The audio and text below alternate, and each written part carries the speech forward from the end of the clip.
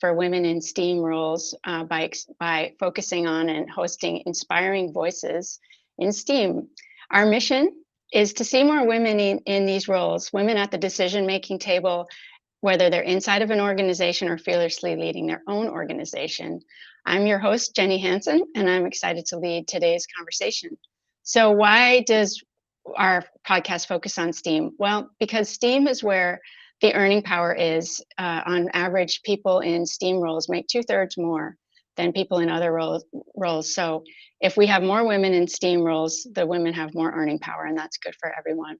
The other reason is that major societal trends come from STEAM roles. And if women are at the table making having the conversations and making their voices heard, the outcomes will be better for women and for everyone. So today I'm very excited to welcome you to our podcast and to welcome our guest, Charlene Putney. Charlene, thank you for joining us today. Thanks, Jenny. It's lovely to be here. Let me give everybody a little bit of bio about you, and then we'll hear some of that from you directly. So, Charlene, you've recently co-founded a company called Write with Leica, and it's an AI startup. You're using AI and generative artificial intelligence to help people write better with a writing partner, basically a tool that helps them as a writing partner. So, I'd love to hear who is this for, and how do you see this helping people with their writing? Oh, well, it's a good question. I think to give a little bit of background for that is maybe interesting to kind of go back to like where our tool came from. So we created it during the pandemic. Myself and my partner Martin, who's also a co-founder, we are sitting at this table, the table I'm sitting at now. We didn't have a lot to do, none of us had very much to do back in those days. And we started doing a lot of weird experiments with text. So we do a lot of work with procedural generation. We made a lot of Twitter bots. And then we started working with artificial intelligence as well. And as we started to do this, we understood that there was a great potential for writers to use the technology, but that there was no easy way for them to get in, and specifically for them to train artificial intelligence using their own writing and then have a writing partner that spoke to them in their voice using their characters and concepts. So we started running little workshops and teaching people how to do that, but it was really long and tough and very code heavy for writers to do it. But they could see it, like they enjoyed it, but it was tough. So we thought, okay, we should really make this easier. So we got a small grant from the Danish government to spend a few months and working on developing a prototype of this tool.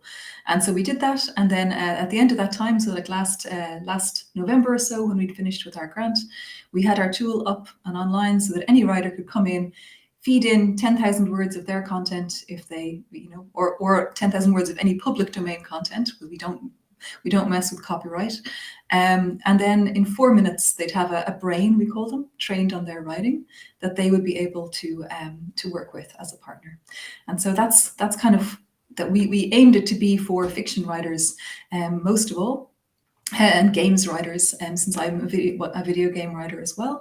And also, I suppose it's becoming more interesting lately because we can see there's a huge kind of backlash towards anything to do with writing and AI at the moment.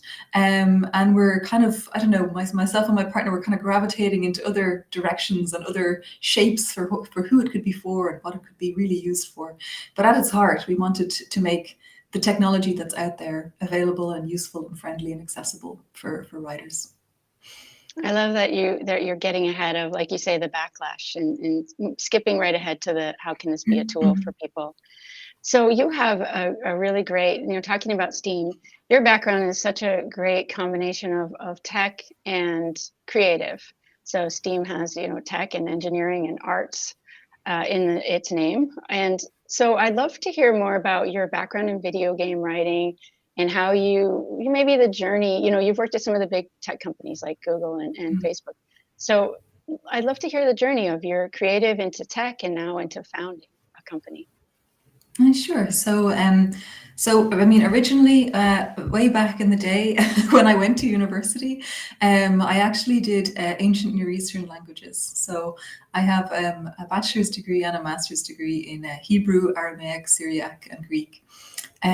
Because I suppose when I was in school, there was like kind of two things. Firstly, I wanted to be able to read the whole Bible and understand everything it said in the natural language. I wanted that secret knowledge that not everyone has.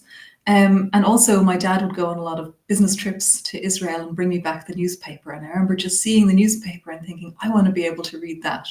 So I decided when I was like 15 or 16 that that's what I was going to do in university.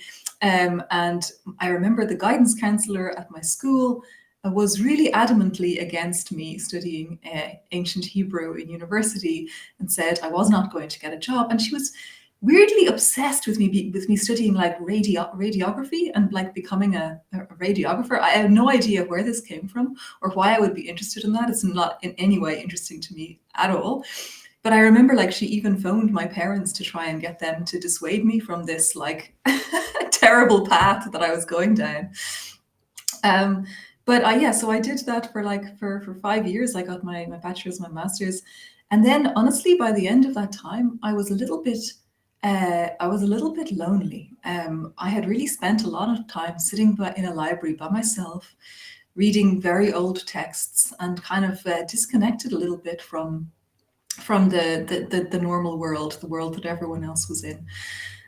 So after that, I was traveling for a little while, and then I applied to work at Google. It's kind of like the opposite of sitting in your own in a library, reading ancient texts.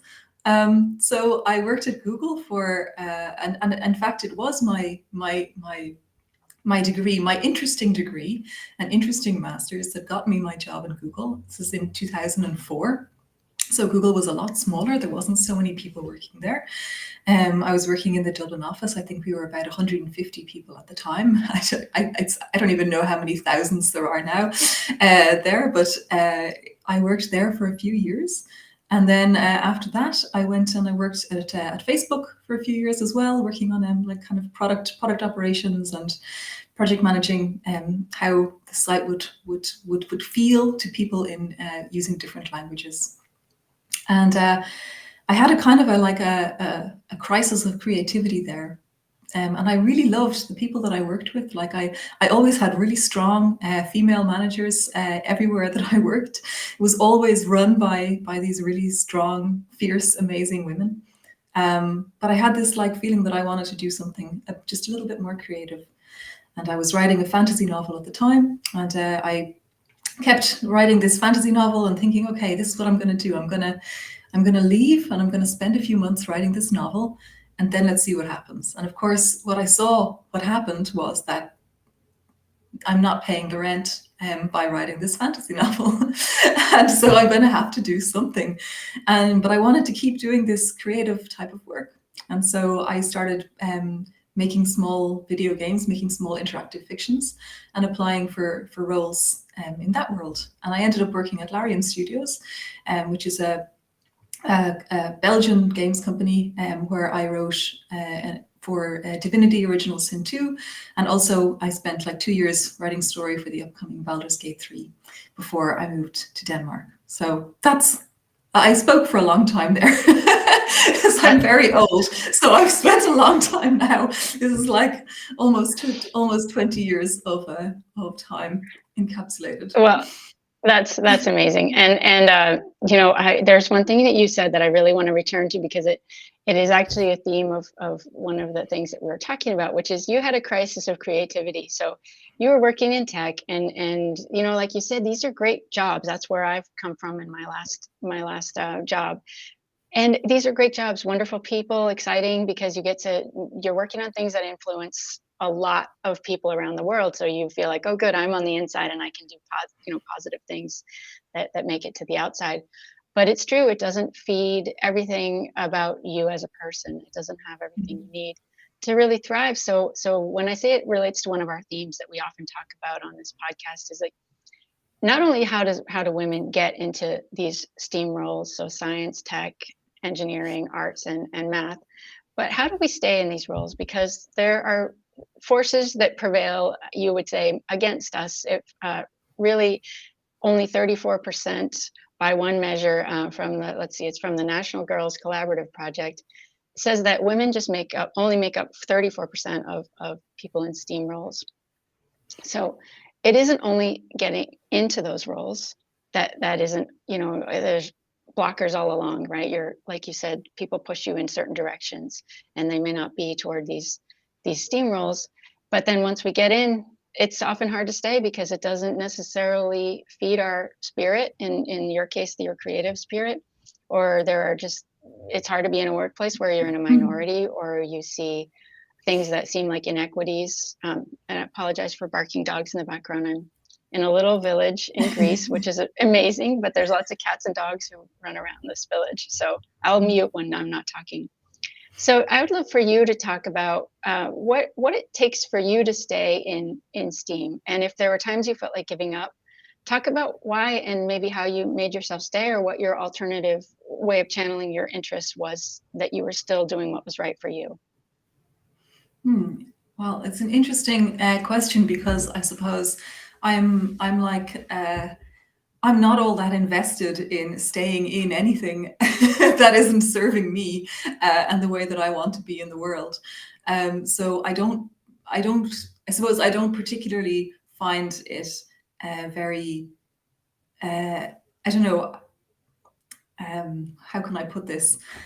When I didn't want to work in the worlds that I was in anymore, I don't think the current version of me would appreciate if someone had tried to make me stay in them, if that makes sense.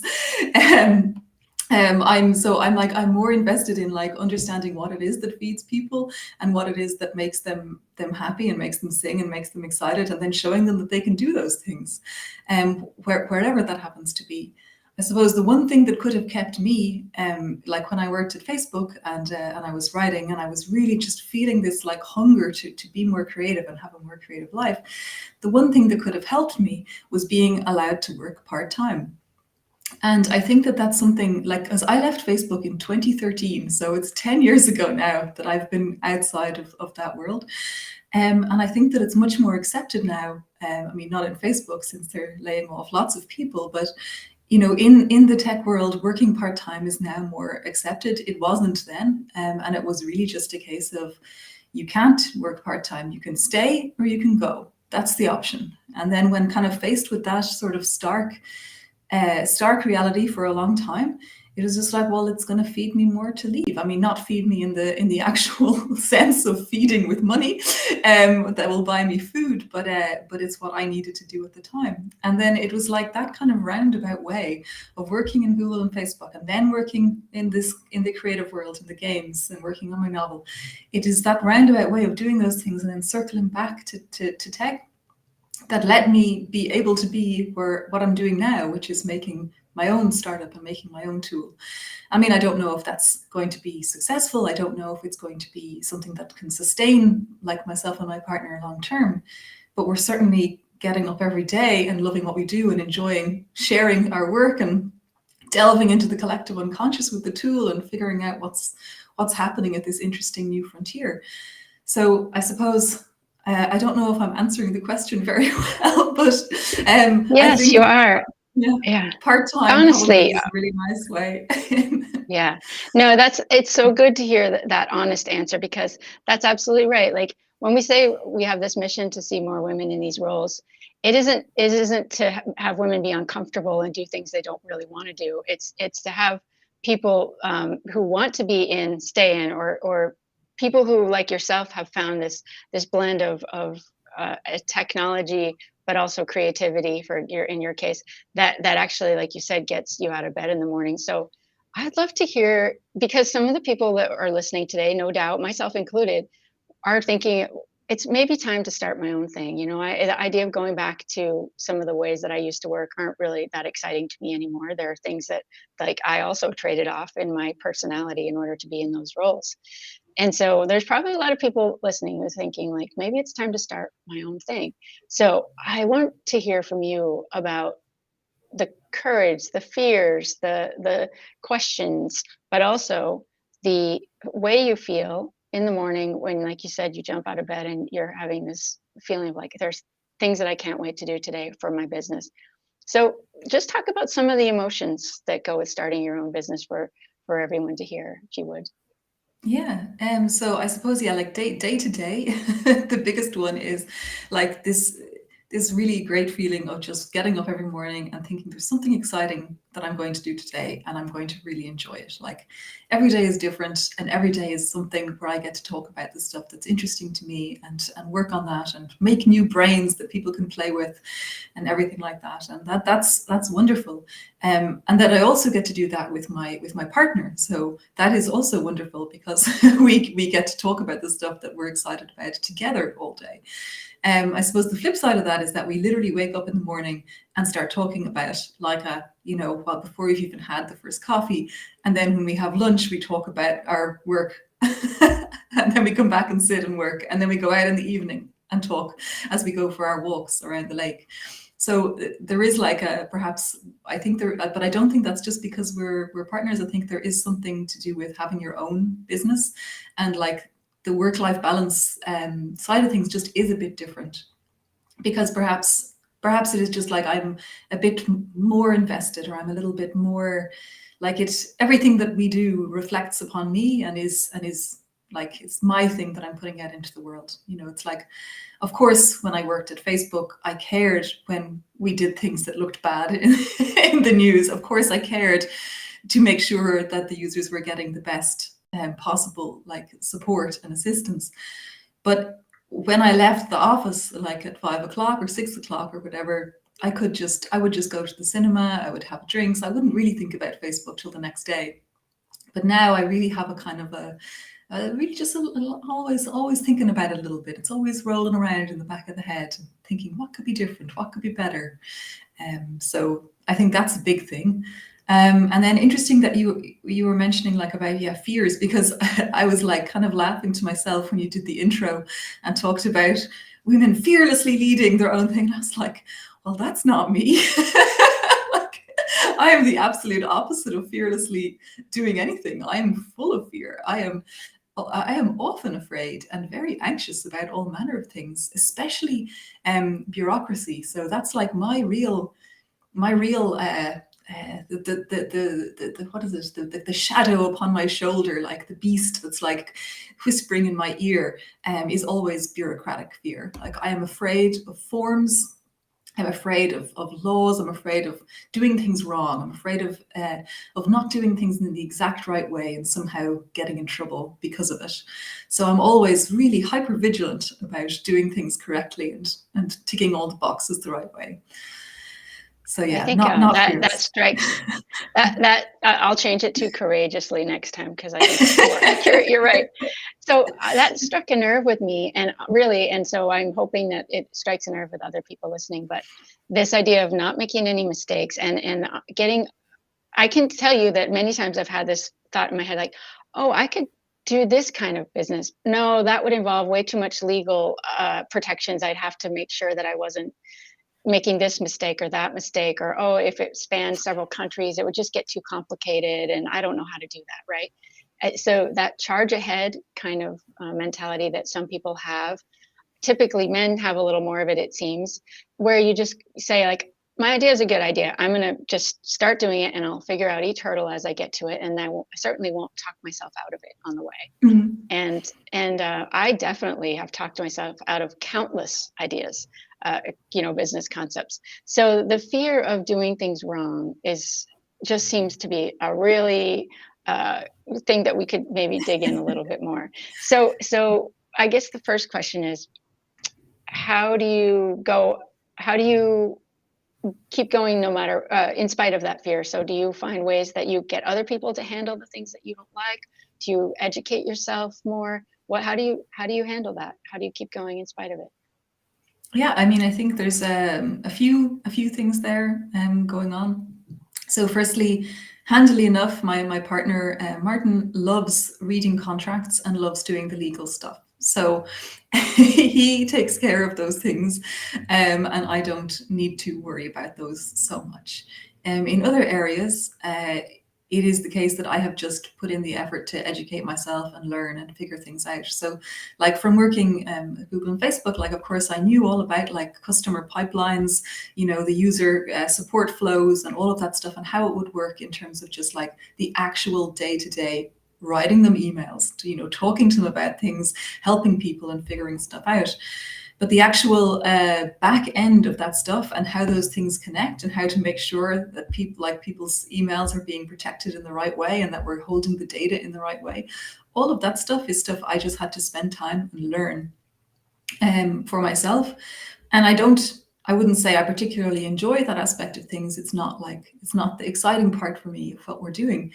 But I think there is just this like part of I don't know if this is like going to make sense, but like this like willingness to be uncomfortable is like a really important part of doing literally anything at all in life. If you want to do anything, you have to be willing to be uncomfortable a little bit. And a lot of the time when I'm willing to be uncomfortable, I can sit and look off into space. Look at me, willing to be uncomfortable. Isn't it great? Look at me. I'm so willing to be uncomfortable right now, and look at me go. And of course, when I actually feel uncomfortable, then it comes on. It's like, oh no, I didn't mean like that. That's not what I wanted at all. But yeah, I think there's just a huge part of being willing to be uncomfortable in everything. But like, I think that's like one of the like the threads of my life is like, if I'm in a situation, or I'm in a place, or I'm in a job, any kind of thing that I'm in, and it's not the right thing, I think my willingness to be uncomfortable with leaving the thing has led me to better places than sitting in the discomfort of never changing things. So yes, effective change requires discomfort. Yeah, that also requires courage, right? To not only to start doing something requires courage, to stop doing it also does. So let's see, that there are several things that came out of that. So I was thinking about, the willingness to be uncomfortable. We forget to look back at all the times we've already been uncomfortable and say, like, I got through it. So the ultimate willing to be uncomfortable is when you're learning to walk and you keep falling down, constantly falling down, right? We've all forgotten that feeling, but when you watch somebody learning to walk, you see that they're uncomfortable, but they keep going in spite of it. And there are certain things we're programmed to keep going because we can't not learn to walk. It's not really an option, right? So if we could apply some of that to the rest of our adult life, all the times that we've already succeeded in spite of, like, gravity, for example, holding us down. So I love that. I think that's a really important phrase, just the willingness to be uncomfortable. I mean, you hear that go ahead. Sorry, I was just going to say, because like as you were talking, I just remembered like this one thing that a therapist once told me that really sticks in my head as like a really nice companion line to it, which is like, life has shown you that you are capable. When you're feeling unsure, or like, this is the time I'm really going to mess up. This is the time I'm really going to fuck up so bad that it's all over. And it's like, no, maybe not. Right. Yeah.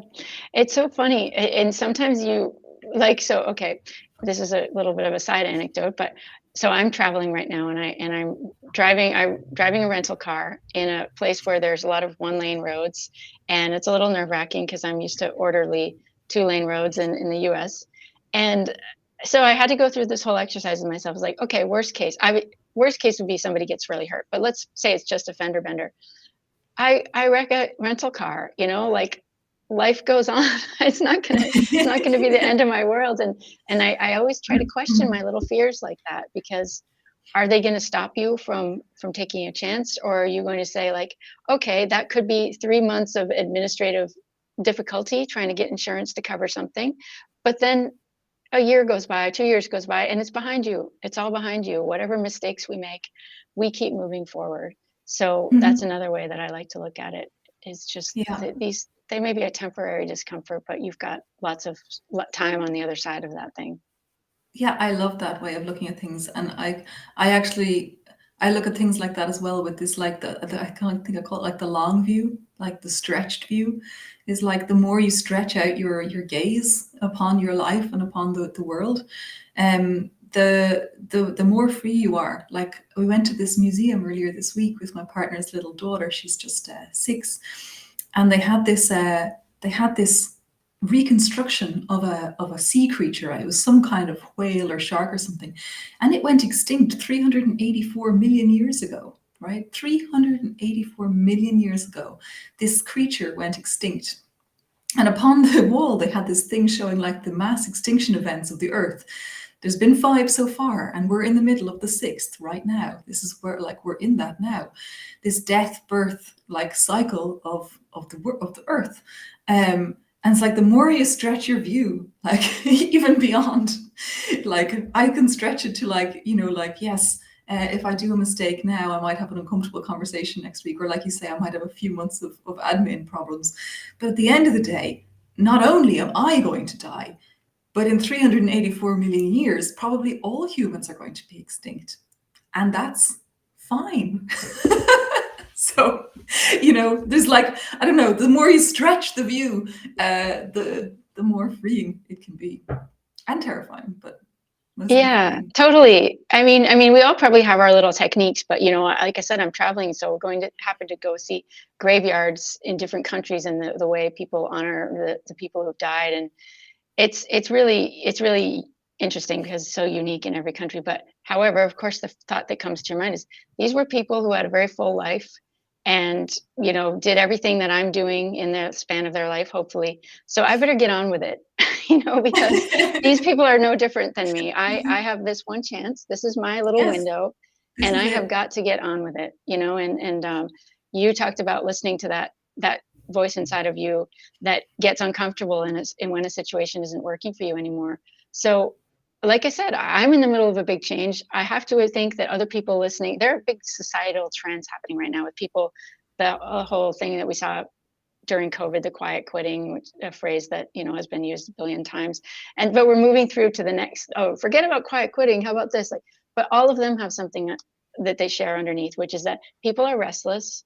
The way we're doing our life, chasing money, success, status, which we do especially in the US, it's not really working for people anymore, and they're finding all different ways to try to take themselves a little bit out of that system. And some are healthy ways, and you know, respectful ways, and some are pretty dysfunctional.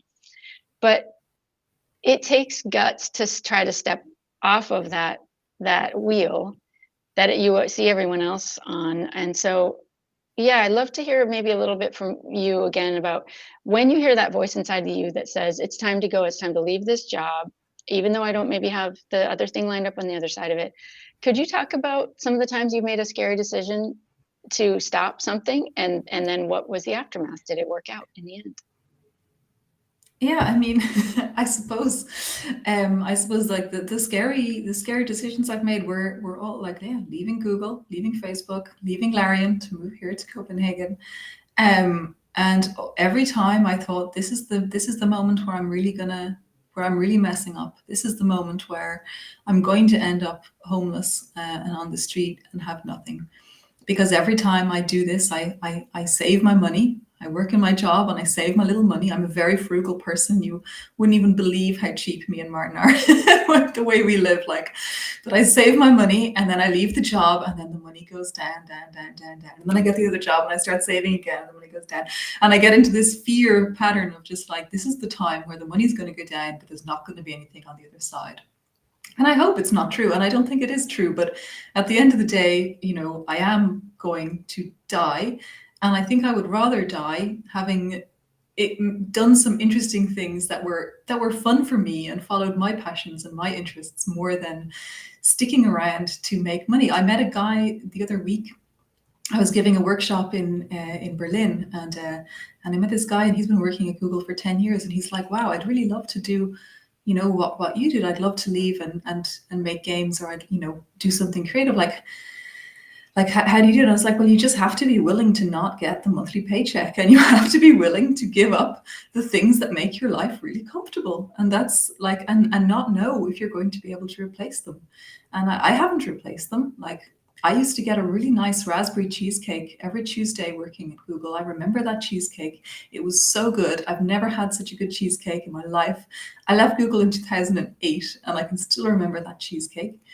At Facebook, there was breakfast every morning. I would have my spinach and eggs. It was absolutely delightful. Nobody makes me spinach and eggs now. I have to, unless I make it myself. And all of these things, it's the truth. It's like we currently have a grant from the Danish government. It pays us like a very, very small salary.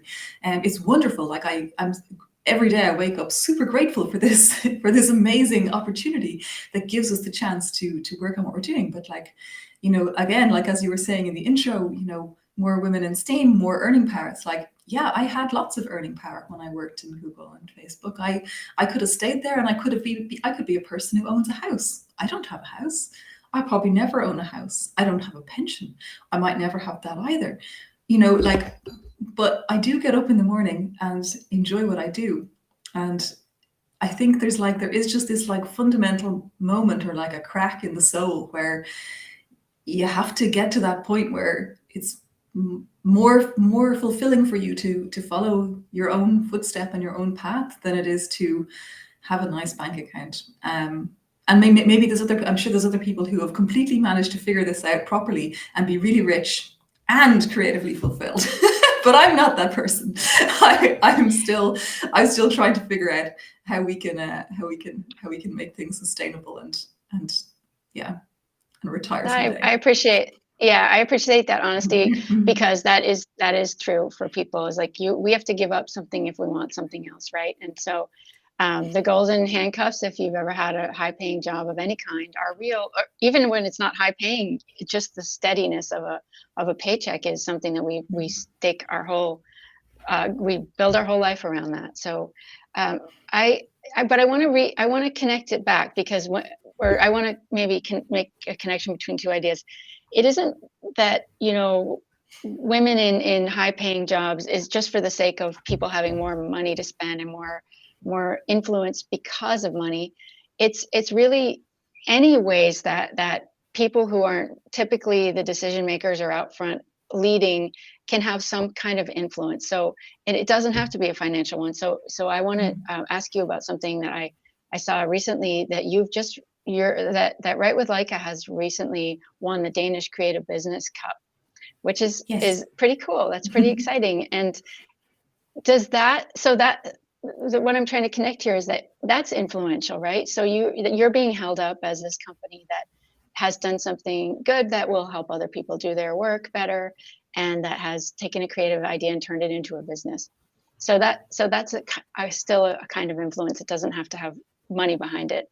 So I wanted to ask you, does an award like that mean something to you? Does it keep you motivated? Does it just kind of tick a little box in your head that says, yes, we're on the right track? No, absolutely.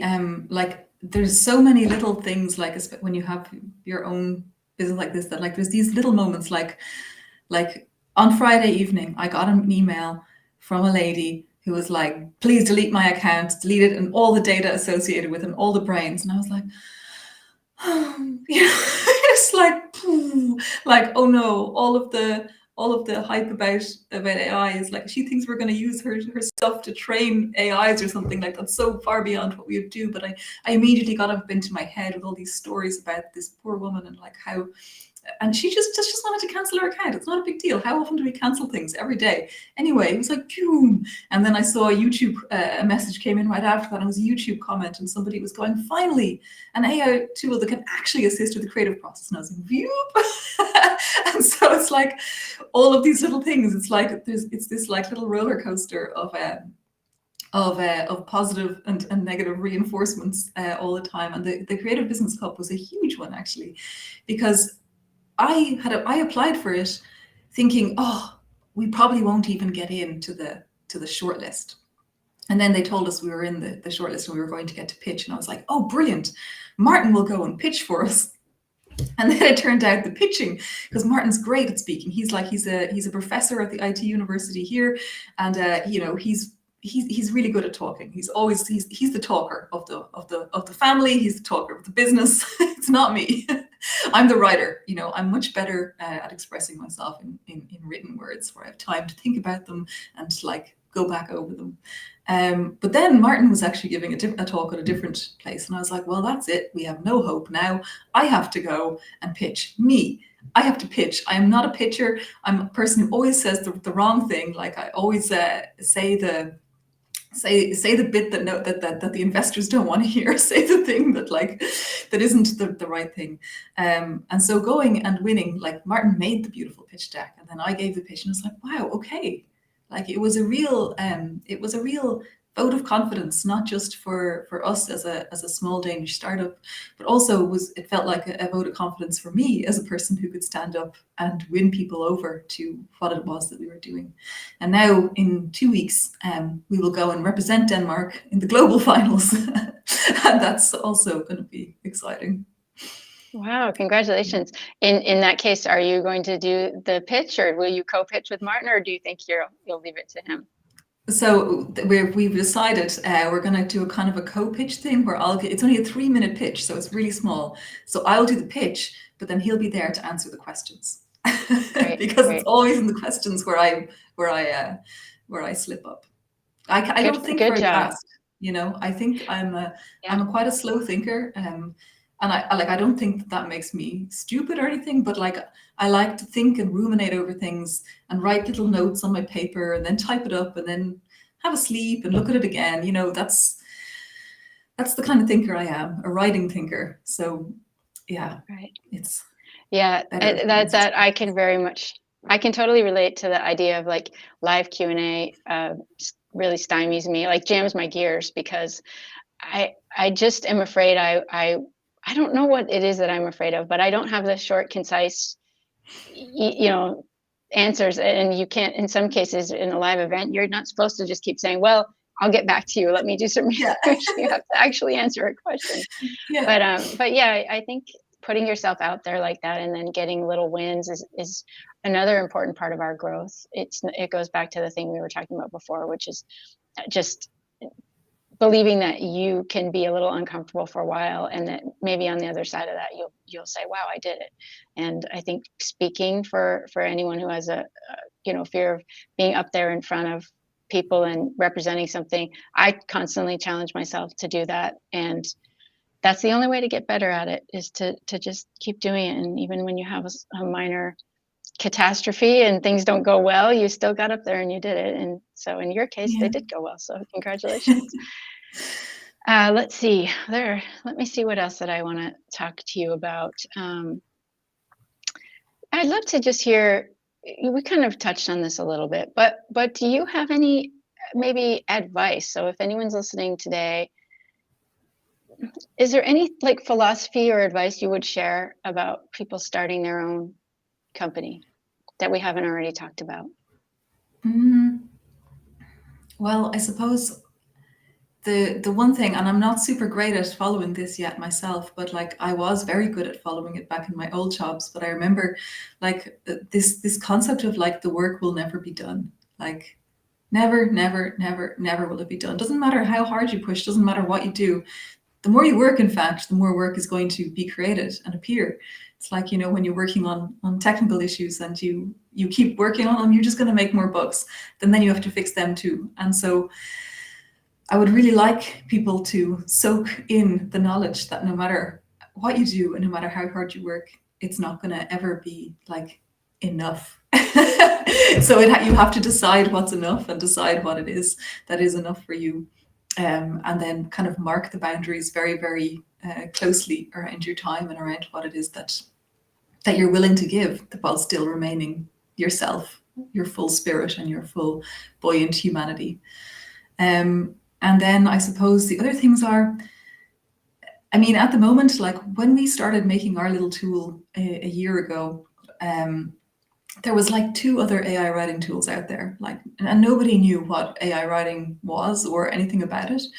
And when we would try and explain what we were doing to people, we would have to explain pretty much the whole concept of AI and then also how it would be in writing.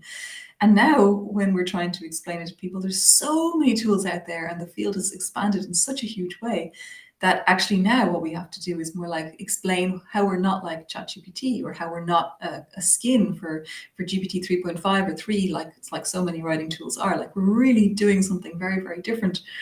And a lot of the time that feels not great. Like when you're talking to potential investors and they just want to hear that you're doing the same thing that everyone else is doing, right? Like they want to hear that you're using the same GPT 3.5. They want to hear that you're working with the OpenAI.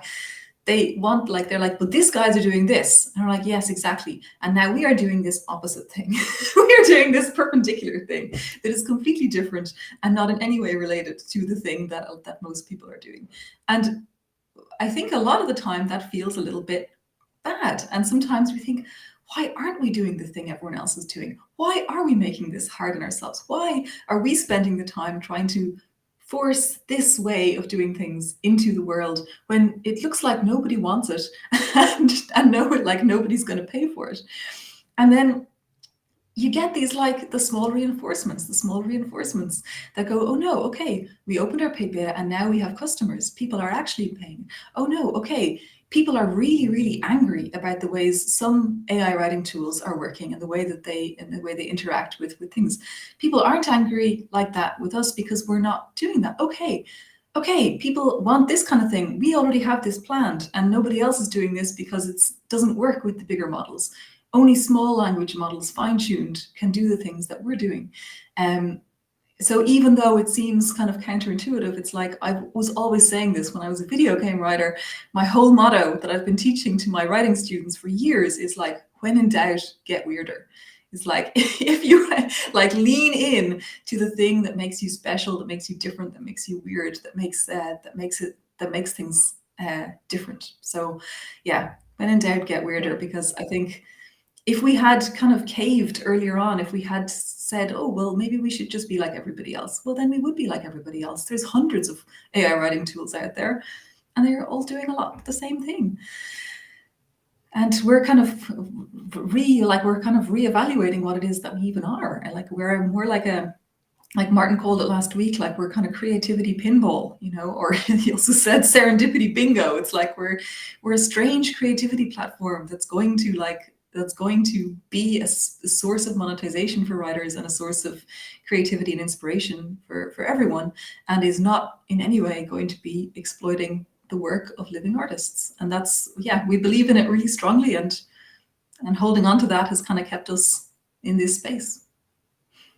Yeah, I 100% support that. Like, I really want to double down on that statement of you have to bring your perspective, yourself, and that's the only way to truly be successful. Because, I've certainly seen in my tech career, I've been in Silicon Valley. I worked in Silicon Valley for a couple of decades, and you see the hordes of people chasing. They never get there. They're just doing the same thing as everyone else. And so that really isn't a recipe for success. What is a recipe for success is having a vision, believing in it, and for reasons that you can clearly articulate, and then finding the people, whether it's customers or investors or mentors or all the people that you need as a support network that do help you think critically about it, for sure, and not just be blind about it. Sometimes you do need little suggestions from somebody you trust that help you shape what you're doing. But the idea of just looking around and saying, well, that's what everyone else is doing, that's maybe we're wrong. Boy, that is such a killer for us, just not only for our businesses as humans, but even for who we are as a person, right? Yeah. That's how we lose ourselves. So I love that. And I've heard that a lot lately, just in things that I've been reading, that specialization and commitment to your idea is really the only way to win, or, well, I won't say win because there is no winning, but is only the way to like keep going, put one foot in front of the other. It's not to look over there and see what everyone else is rushing toward. That rewards a few people, but it certainly does.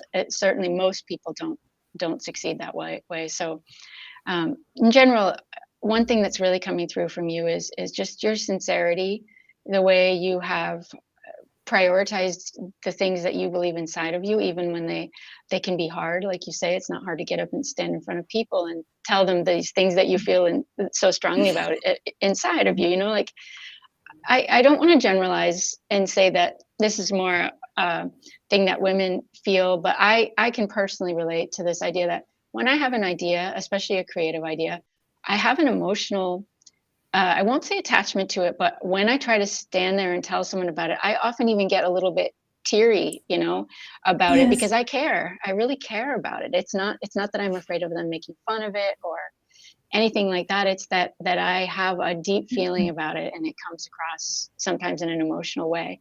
And so that's not very business-like. But on the other hand, people recognize each other. The people who understand that and feel that way, they recognize the depth of caring and the depth of feeling in each other. And so one thing that I would love to see what your take is on it. When you talk about investors, or yeah, I don't know if you're seeking investment with what you're doing or bootstrapping, but whether it's investors or mentors or anything, partners, whatever, you may make a pitch and it may fall on you talked about you did talk about investors saying like, well, these guys are doing this. Why don't you think about how you could be doing that? To me, that says those aren't the right investors for you. So rather than you trying to say, oh, we should do this because everyone keeps saying that's what everyone else is doing, instead, maybe you should find some different investor who Yeah, understands you and I believes in think you, right? yeah, like I think when we were, because we were very new, like we're very product people. So like, you know, I've been working on the product at Google and Facebook and also on the video games at Larian for years now, 20 years now. And Martin has been himself, like, has co-founded two game studios and has been working as a professor at TU and has, so but between us we're really good at sitting in the corner and working on the product. And we're also really good, I think, at talking to customers or users and like and talking to them about like what they want and how we can help them. But the thing we did not have at all was any knowledge about how to talk to an investor, how the investment scene even worked, how any of that stuff worked at all.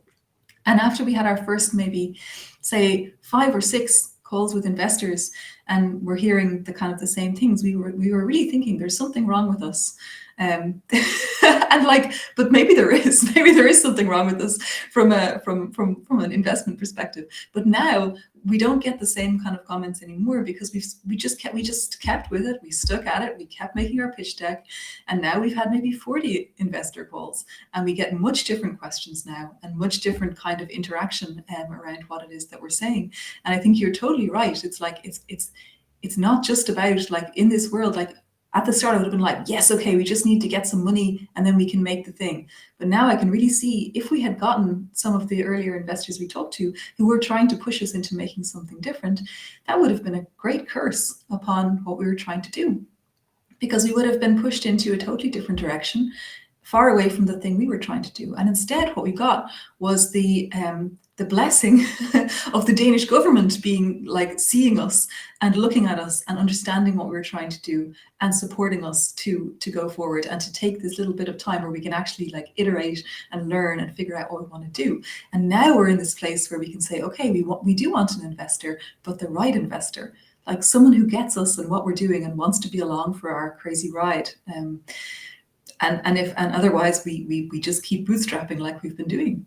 And we give a lot of talks. Actually, that's our thing at the moment. It's like we go and give talks and workshops at different conferences, and we use the money that we get paid from those to keep our servers up, to keep our users happy. So it's like there's so many ways that you can make things work when you're just in it and figuring it out and just like putting one foot in front of the other like a little creature.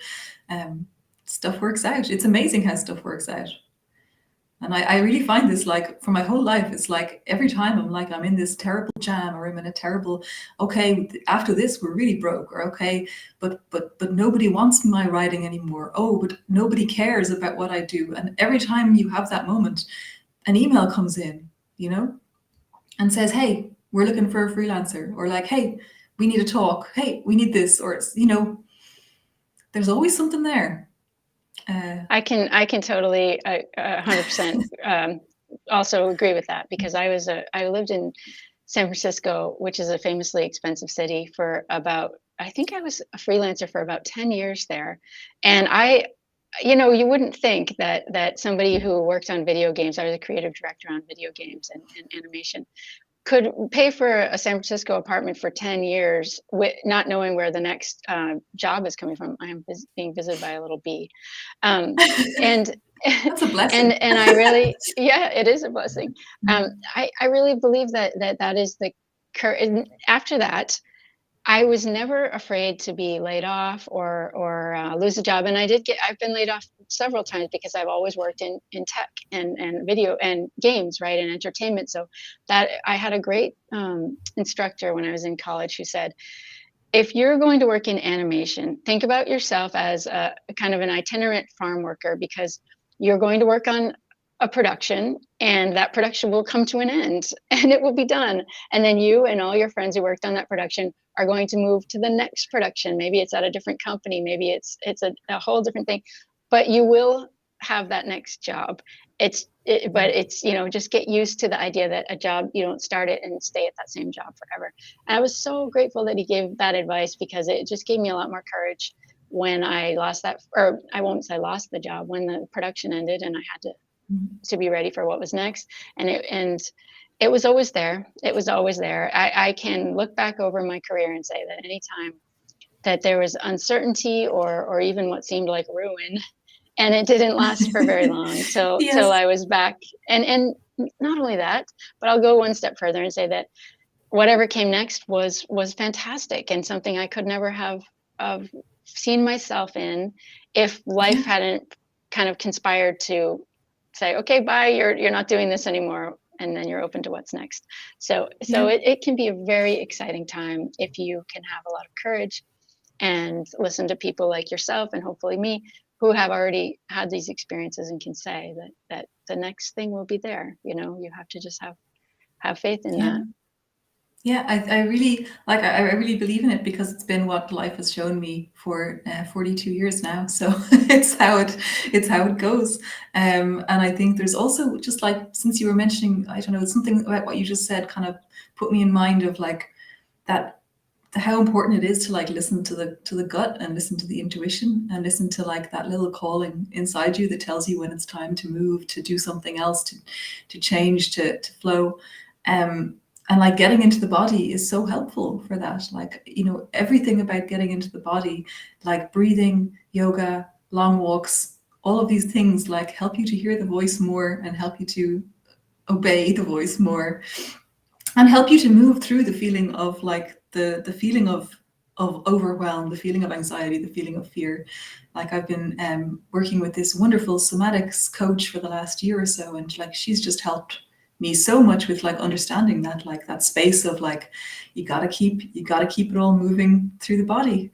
The fear is going to come. Of course it's going to come. We're humans, and it's a scary world, and you just got to keep it moving through the body and then we get on to the next thing.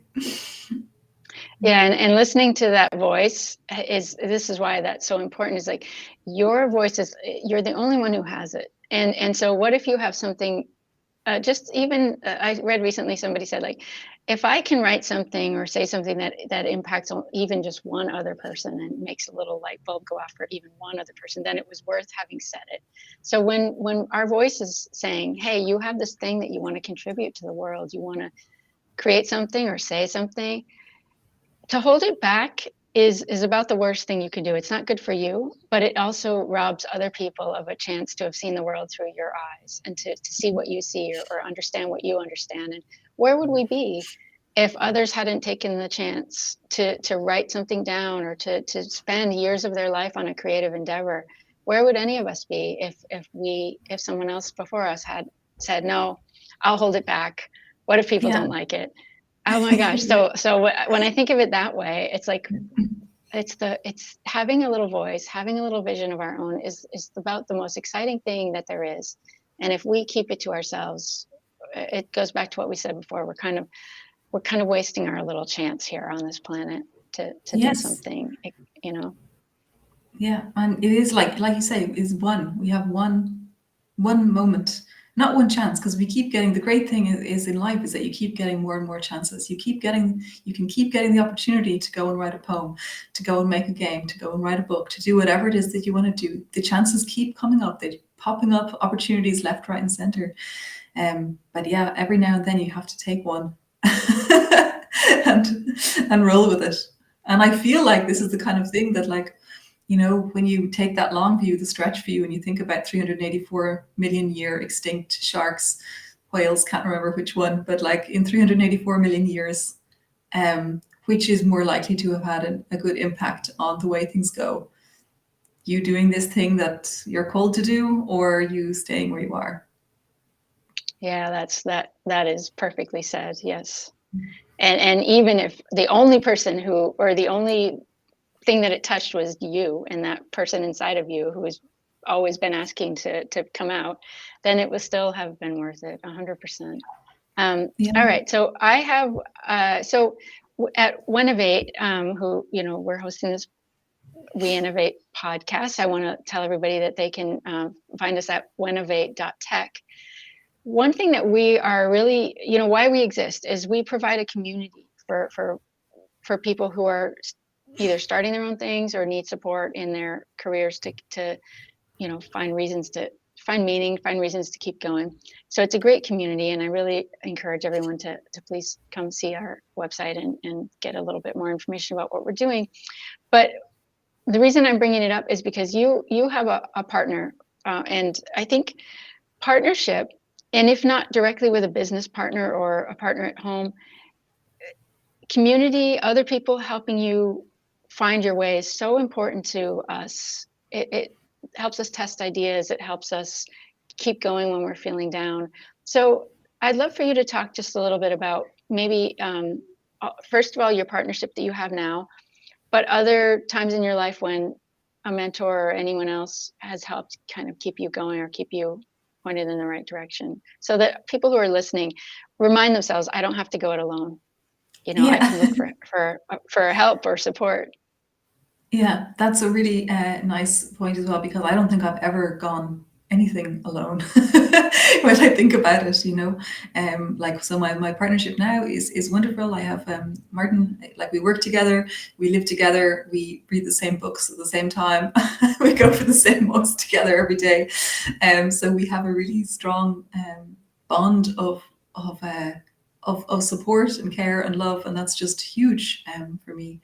But it's also huge that I come from a very supportive family. My mom and my dad and my two sisters and my brother-in-law have always supported me in doing whatever I wanted, and I've always been there with a kind word and encouragement. And I bet my sister is even watching this right now and cheering me on. So they're always supportive and there for me. And I also have my best friend. I don't have a huge amount of friends. I have quite a small group of friends and then a large amount of acquaintances on the internet. But my closest friends are always there for me as well. And like I was saying earlier, when I worked at Google and Facebook, I worked for just an amazingly long line of really strong and supportive women who were always not only there to mentor me on the job that I had at the time, but were also extremely supportive of going and doing the thing that I wanted to do next. And I hold them all in just great esteem and love in my heart all the time. And also, I would say I trained as a yoga teacher 8 years ago, and the people that I found in the yoga community, all the people who've taught me, I hold them also very strongly in my heart, because they helped me to be in my body, which I think is really it sounds so perhaps silly, but I really feel for a long time I was just like a little brain in a jar. Everything that happened was just up here in a cloud around my brain. And it took me a while to descend down into the body and to start to trust and learn, trust my gut, but also learn things like that breathing in certain ways can make you actually calm down when you're overwhelmed, that moving in the morning, having a yoga practice can actually, make your day more calm, make your life more smooth. So yeah, I feel like those people are always with me, and like I even have a practice like as part of my general practices that I do of just like of sending metta or like loving energy out to people. And like it's like, you know, when I sit down and close my eyes and I just think, you know, may you be happy, well, safe and at peace to all of the people who've ever supported me. Like I think about all their faces, individual ones, my old therapist that I even had back in Ireland. Just it's a very long line of people who have supported me and been with me, and I feel like they're always with me because I'm always remembering them and what they gave me. And like my ancestors, you know, I think about them like being behind me and like holding me up, holding my back up, helping me push me out there into the world. So yeah, never alone. Thank you. That is so great. Especially, you know, another thing about the ancestors, they all existed so that we could be here. So again, you know, we need to use this gift in a way that honors all the people who existed so that we could exist. Well, Charlene, I can't thank you enough for joining the We Innovate podcast today and sharing all this wonderful experience and philosophy with us. I think, again, you have a very thoughtful and human way that you go about your work, and I think it probably will strike a nerve with a lot of people. So thank you very much for sharing that with us today. And Thanks, I wish you all the best success with Write with Leica. I want to say to anyone listening that please do support Charlene's work and check out Write with Leica and follow them on LinkedIn. And then finally, just, you know, if you're someone who could use some support in whatever endeavor you're doing, please look at us on We Innovate or Winnovate.tech. Follow our We Innovate podcast and stay with us on the journey because we're here to support you too. So thanks again for joining us today. Thanks, Jenny.